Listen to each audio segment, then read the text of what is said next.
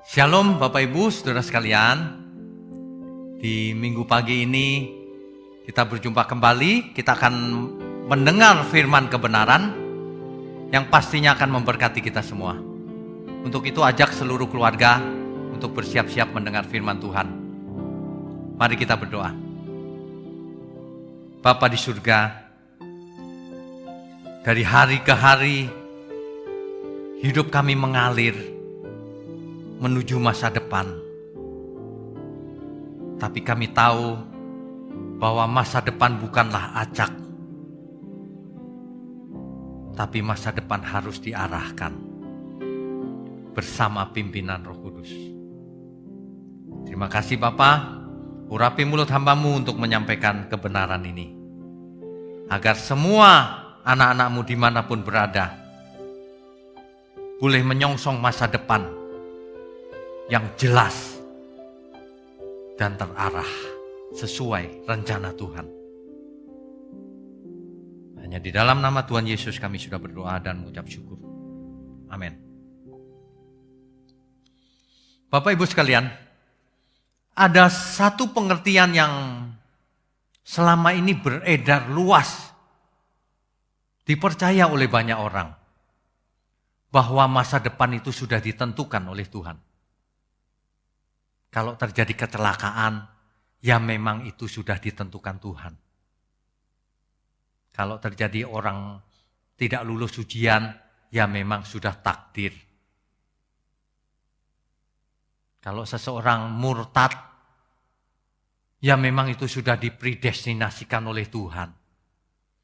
Kalau seseorang cerai bahkan, ada yang berkata, ini pun dipredestinasikan oleh Tuhan. Ditentukan oleh Tuhan. Seolah-olah masa depan itu adalah skenario ilahi, skenario dari surga yang sudah ditulis oleh Tuhan dalam suatu skrip. Dunia ini tinggal ditekan tombol play dan semua kita pemain-pemainnya. Seolah-olah masa depan sudah ditulis. Pengertian ini akan merusak cara berpikir seseorang. Akan mengarahkan bagaimana ia hidup. Itu sebabnya banyak orang menjadi pecundang, bukan pemenang. Seorang pecundang akan berkata, ya memang sudah nasibku begini. Tapi seorang pemenang tidak pernah menyerah. Aku harus berusaha. Aku harus berusaha mengerti. Aku bisa, kalau orang lain mengerti, aku harus mengerti. Kalau Tuhan perintahkan supaya aku sempurna, aku harus berusaha sempurna. Aku mau nurut Tuhan, disuruh apa saja. Sebab masa depan itu dinamis. Bukan statis, belum ditentukan, belum ditulis.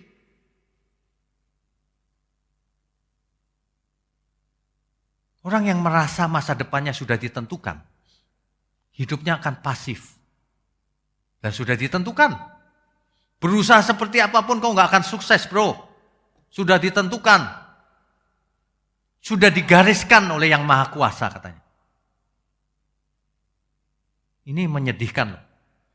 Di kalangan Kristen ada yang begitu teologinya. Ini tidak sesuai Alkitab. Tuhan memang merancang masa depan seseorang, masa depan yang penuh harapan. Betul. Tapi itu gambar besarnya, detailnya, faktanya, kitalah yang harus menjalani. Kitalah yang harus mau dipimpin oleh Roh Kudus. Kitalah yang harus memberi diri. Ada amin ya? Makanya hari esok itu kitalah yang merendanya bersama Tuhan. Itu. Masa depan belum ditulis. Hidup kita itu ibarat sebuah kitab. Ibarat sebuah buku. Ya. Sampul depannya adalah tanggal lahir kita. Halaman demi halaman adalah tahun-tahun yang kita lewati, yang kita alami, Seandainya seseorang umurnya 70 tahun, maka buku itu tebalnya adalah 70 lembar. Seandainya satu lembar itu 1 tahun. Ini perumpamaan ya Bapak Ibu ya. Kalau umur kita 70 lembar, misalnya ini. Padahal tidak ditentukan 70 lembar. Kalau seseorang hidup sembarangan, makan sembarangan, akan banyak penyakit. Dan itu biasanya akan mengakibatkan umurnya semakin pendek. Kalau seseorang jaga kesehatan dan sebagainya akan lebih panjang. Meskipun tidak bisa panjang sekali, nggak bisa. Tapi lebih panjang dibanding orang yang tidak menjaga kesehatan. Pasti dong. Apa artinya? Masa depan atau kematian seseorang belum ditentukan oleh Tuhan. Tanggalnya, jamnya, belum ditentukan, tergantung kita. Ada amin semua? Pengertian ini harus dimengerti dengan benar. Memang ada hal-hal yang di luar kendali kita, betul. Tapi sebagian ada dalam kendali kita. Memang kehendak bebas kita tidak bisa sesuka-sukanya, nggak bisa. Karena memiliki kehendak bebas, aku mau terbang Tuhan. Nggak bisa, nggak punya sayap. Tapi kita bisa memilih hidup seperti apa setiap harinya. Nah, untuk menentukan masa depan kita. Kalau seorang anak malas belajar, masa depannya buruk, saudara. Biasanya ya, ini secara umum. Tentu saja ada perkecualian. Nanti dia memang nggak sekolah sih, tapi akhirnya kerja keras, bisnisnya sukses. Dan ia menjadi cerdas. Bisa juga. Tapi secara umum, kalau orang tidak belajar malas, ia akan menuai di masa depan. Masa depan itu diserahkan kepada kita sebagian. Ya. Oleh karena itu Alkitab berkata, perhatikanlah bagaimana engkau hidup supaya engkau tidak terjerat. Perhatikanlah bagaimana engkau bergaul, sebab pergaulan yang buruk merusak kebiasaan yang baik. Sebab itu perhatikanlah, baik engkau makan, minum, apapun lakukan untuk kemuliaan Tuhan. Sebab itu berubahlah menurut pembaharuan akal budimu. Jangan serupa dengan dunia ini. Kalau engkau berubah akal budimu, masa depanmu berubah. Kalau orang tidak bertobat, masa depannya binasa. Kalau seseorang bertobat, masa depannya berubah. Masa depan yang penuh harapan. Ini membuktikan bahwa masa depan belum ditentukan oleh Tuhan. Belum ditulis. Makanya konsep predestinasi itu salah. Sebagian sudah ditentukan selamat, sebagian sudah ditentukan binasa. Salah itu. Karena Alkitab mencatat ternyata Tuhan tidak menghendaki seorang pun binasa. Coba kita baca baik-baik. Jangan melawan Alkitab. Nasa. 2 Petrus 3 ayat 9. Tuhan tidak lalai menepati janjinya. Sekalipun ada orang yang menganggapnya sebagai kelalaian. Tetapi ia sabar terhadap kamu. Mengapa? Karena ia menghendaki supaya jangan ada yang binasa. Melainkan supaya semua orang berbalik dan bertobat. Bukan Tuhan yang menentukan. Tuhan kasih waktu terhadap kita semua. Supaya semua kita berbalik dan bertobat. Ini buktinya jelas. Tuhan tidak menginginkan ada yang binasa. Jadi kalau ada doktrin yang mengajar, Tuhan menentukan sebagian selamat, sebagian binasa. Itu salah. Itu menolak ayat Alkitab ini. Berani menolak ayat Alkitab? Jangan coba-coba. Kamu menolak firman Tuhan ya kamu terkutuk. Ya. Jadi orang itu harus jujur. Sebab masa depan tergantung dari sikap hati kita. Orang yang gak jujur akan dijauhi orang-orang banyak. Masa depannya suram. Juga Tuhan tidak mau dengan orang yang tidak jujur. Buku itu ibarat, hidup kita itu ibarat sebuah buku tadi. Halaman demi halaman kita buka sambil menulis sesuatu di sana. Yang menulisi Buku kehidupan kita itu kita. Bagaimana kita hidup? Apakah kita takut Tuhan atau tidak? Apakah kita mengasihi Tuhan atau tidak? Apakah kita melakukan kehendak Tuhan atau tidak? Itu yang menulisi kehidupan kita itu kita. Bukan Tuhan yang nulis. Dan kita hanya sebagai robot. Yang di play, di remote control. Bukan. Kita yang menentukan. Kita punya kehendak bebas. Itu bukti nyata. Banyak orang tidak mengerti atau tidak mau mengerti. Ini yang parah. Kalau kita sudah ada di halaman ke berapa misalnya? Contohnya halaman 60. Misalnya cuma 70 halaman. 10 halaman lagi itu yang lalu tidak bisa dirubah. Sudah terjadi, sudah lewat. Ada tulisan yang memalukan. Ada tulisan yang menyedihkan.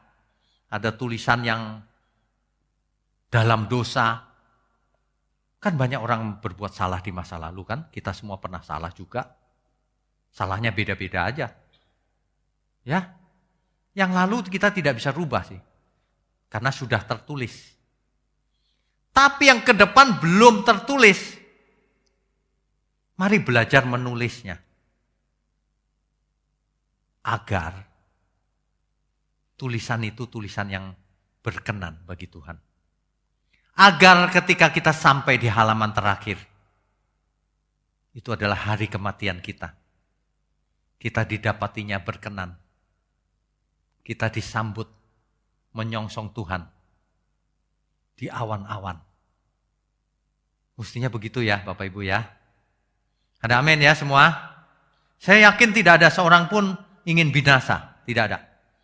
Tetapi banyak orang tidak merencanakan masa depannya. Itu masalah. Sebab kalau ditanya, filosofinya begini. Aku mengalir saja Pak, seperti angin, seperti air. Hidupnya mengalir seperti air. Bayangkan. Air mengalir, kalau kita mandi, air mengalir kemana? Ke got. Kalau orang tidak menata hidupnya mengalir ke neraka. Hidup ini harus dirancang, harus diarahkan. Jangan dibiarkan mengalir seperti air. Ada yang menjawab, aku mah mengikuti angin bertiup Pak. Kemana angin bertiup?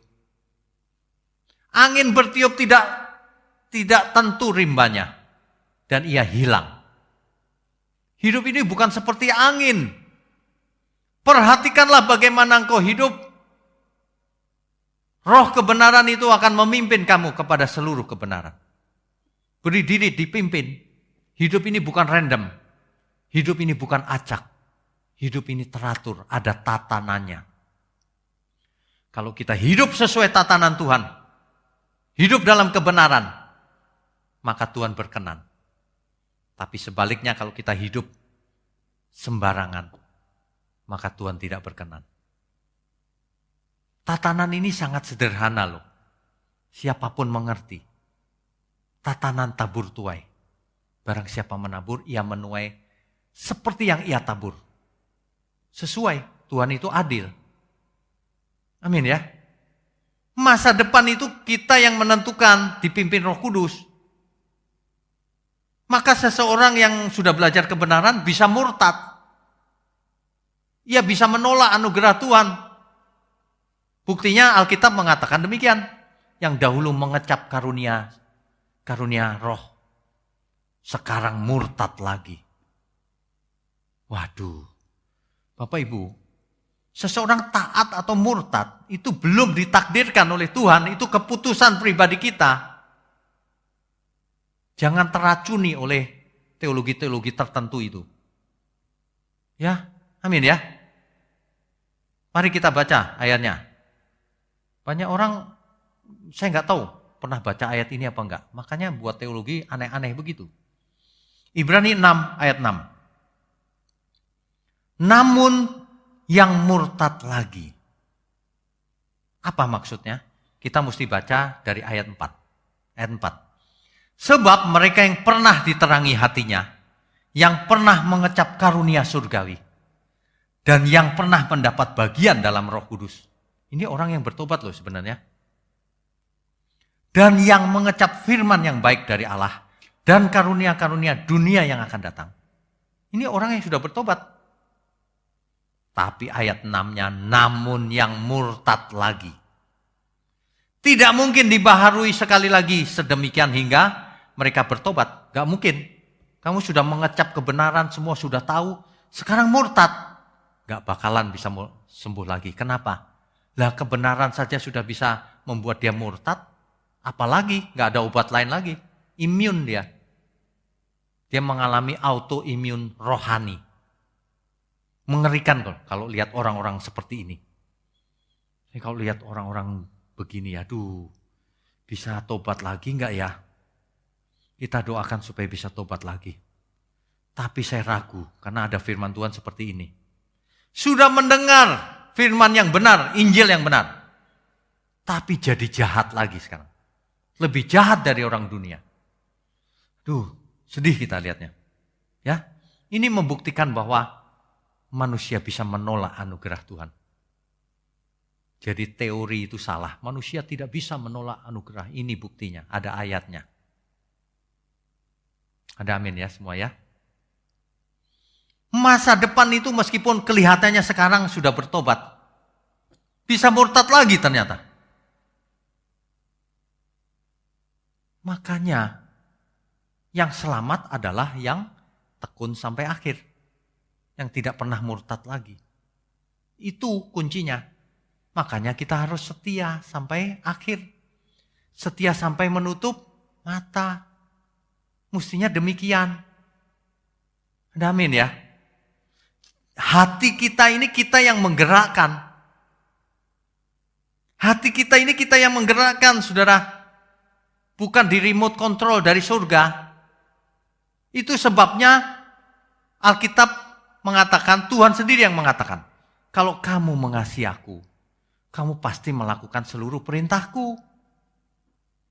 Hati ini kita yang menggerakkan, apakah kita mau mengasihi Tuhan atau tidak. Jangan menyalahkan siapa-siapa. Semua karena kita, oleh dorongan diri sendiri. Kita yang memutuskan setiap tindakan kita, setiap perbuatan kita. Kita yang memutuskan apakah kita pelit atau tidak. Kita yang memutuskan apakah kita orang yang bisa dipercaya dalam hal kecil, hal besar atau tidak. Bukan takdir, bukan predestinasi. Ingat itu baik-baik.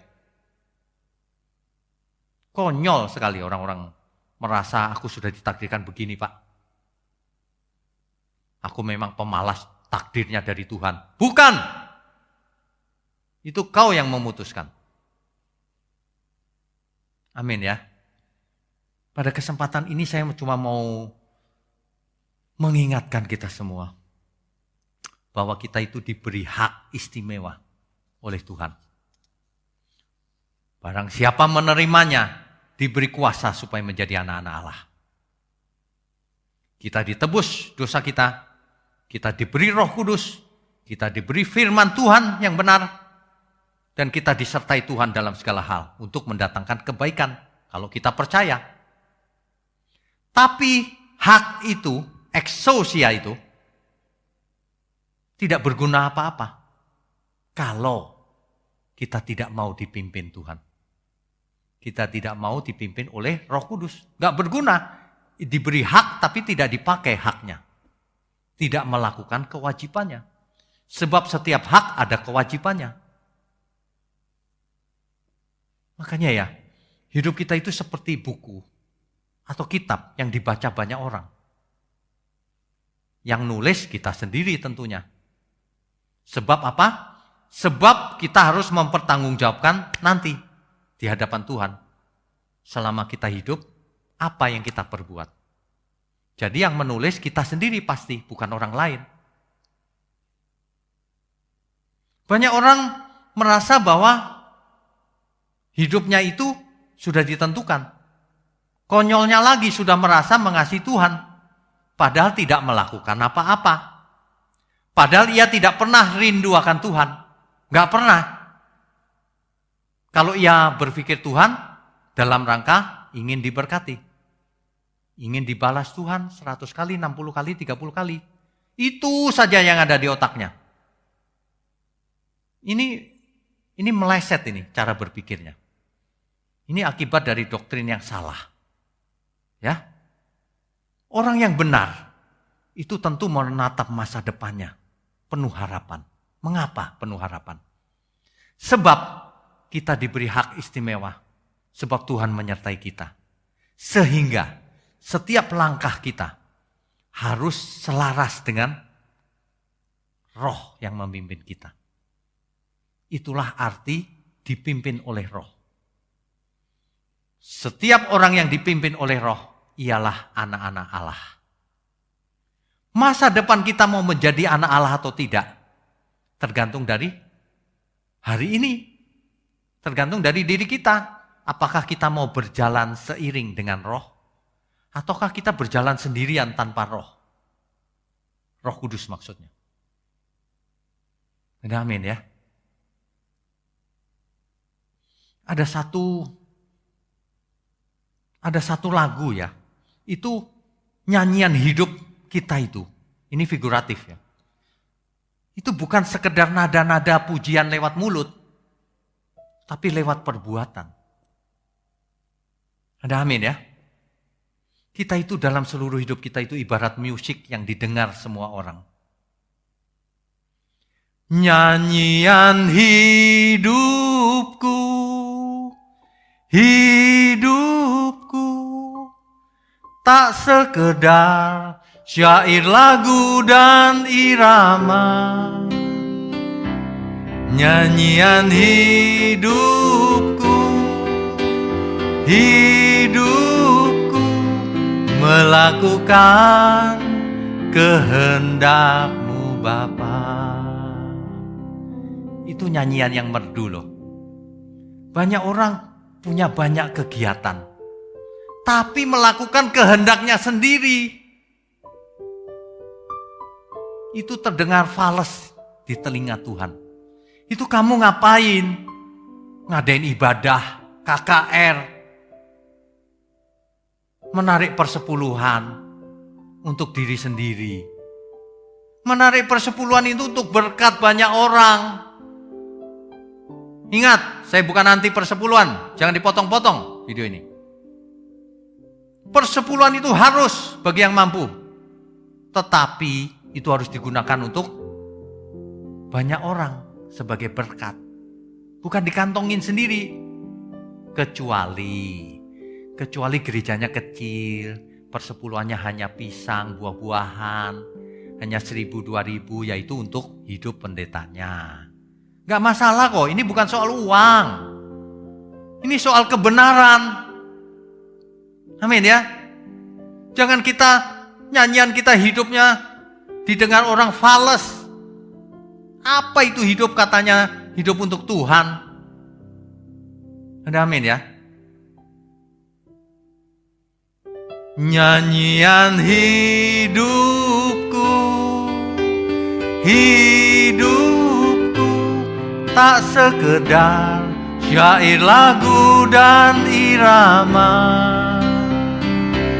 Nyanyian hidupku, hidupku, melakukan kehendak-Mu Bapa. Itu pun nyanyian yang nyanyi kita. Yang menulis masa depan itu adalah kita, saudara. Oleh sebab itu persiapkan diri baik-baik. Apa sih yang harus kita lakukan untuk menulis masa depan kita yang penuh harapan? Yang pertama, berubahlah menurut pembaharuan budimu. Akal budi kita itu tidak boleh seperti orang dunia. Tidak ada harapan itu. Hidup untuk dirinya sendiri, sukses untuk dirinya sendiri, nggak ada harapan itu. Ditolak Tuhan. Dari mana kita belajar berubah akal budi kita? Dari firman yang benar. Oleh sebab itu jangan dengar sembarang firman yang cuma enak didengar seperti dongeng, yang mistik-mistik seperti perdukunan. Jangan dengarin yang begitu. Dengar yang Alkitabiah. Kalau mau, benar kalau mau menulis masa depan dengan rencana Tuhan. Amin ya. Dan yang terutama, sikap hati kita. Bagaimana kita menjalani hidup? Kalau kita menyongsong masa depan, apa sih yang kita rindukan dalam hidup ini? Banyak orang rindu akan kaya raya, rindu harta, rindu memuaskan kedagingannya, rindu populer, rindunya duniawi. Mestinya kita semua rindu Tuhan. Seperti rusa yang rindu sungaimu Tuhan. Itu sebenarnya kerinduan yang benar itu seperti rusa yang merindukan air.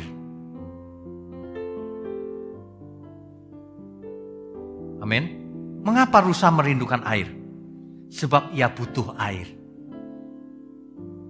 Itulah yang menghidupkannya. Sebab ia harus dekat air untuk menghilangkan aroma tubuhnya. Supaya kalau ada binatang buas tidak terdeteksi. Artinya air itu perlindungannya juga. Amin Bapak Ibu. Mari mulai sekarang belajar seperti rusa merindukan sungaimu Tuhan.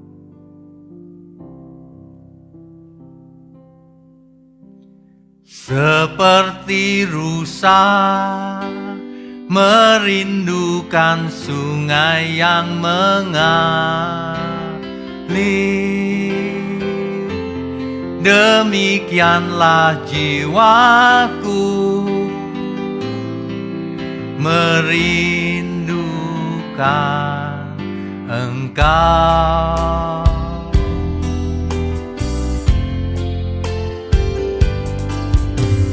Tuhan Rajaku, padamu sangat haus jiwaku. Bila ku boleh datang menyembahmu Tuhan, sekalipun dagingku dan hatiku habis lenyap, gunung batuku dan bagianku tetaplah Allah selamanya.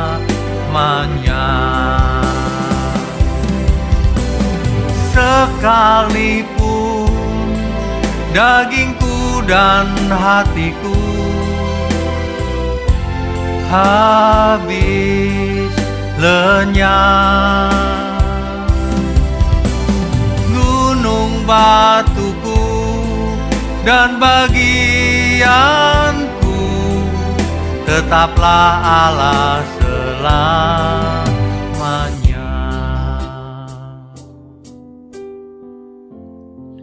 Bapak Ibu sekalian,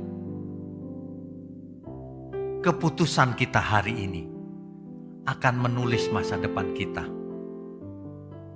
Kalau kita salah berbuat keputusan, masa depan kita berubah. Itu pun masih bisa dirubah lagi. Kita segera memperbaiki diri.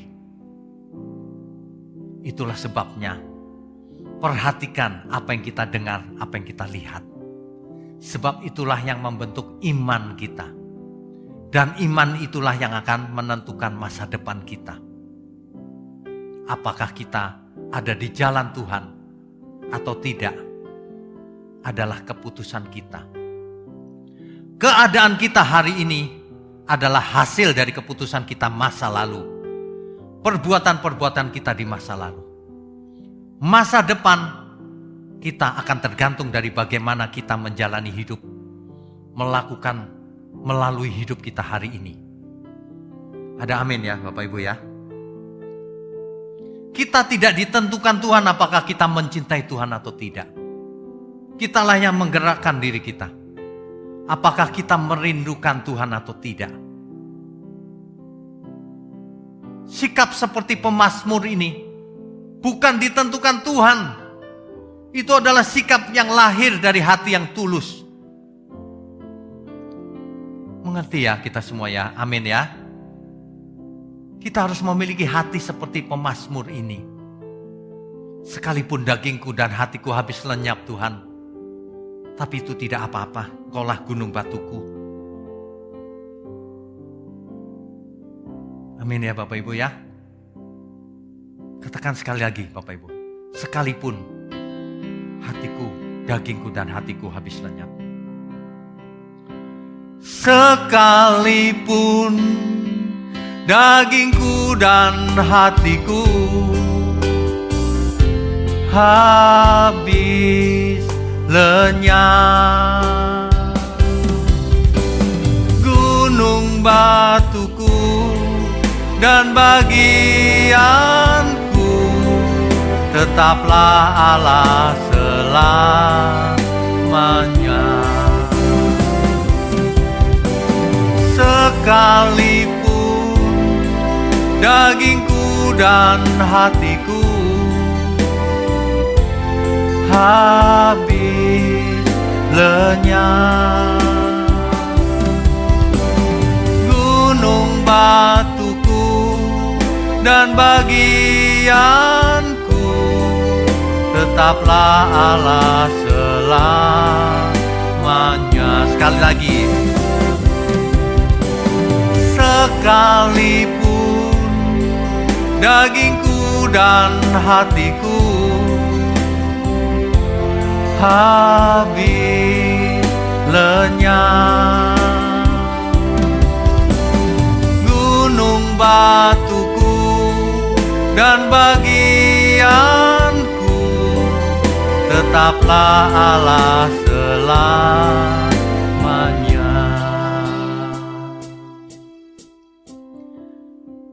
Pilihan di tangan kita.